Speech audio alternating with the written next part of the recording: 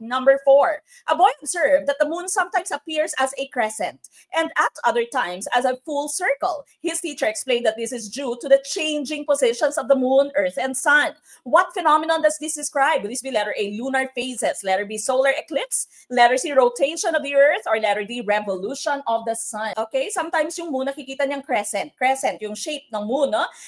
Pasi. Sometimes naman full moon siya, full circle siya. So the teacher explained that this is due to the changing positions, papalit-palit ang posisyon ang moon, earth, and sun. What phenomenon is being described here? Ang tumpak na choice po natin is letter A, lunar phases po ito. Kapag sinabi po nating lunar, moon po yan, no? So moon, ibig sabihin the phases of the moon, di ba? Sometimes crescent or half moon, first quarter moon, third quarter moon, sometimes full moon, sometimes new moon, no? So lunar phases po ang ating hinahanap, hindi po siya solar eclipse, rotation of the earth, or revolution of the sun, okay? Bago po natin puntahan ito, no? Skip natin for now kasi meron po tayong item na patungkol dito later. What is the difference between your solar eclipse and lunar eclipse? Okay, mabilisan. Ano po yung ating acronym for solar eclipse and lunar eclipse?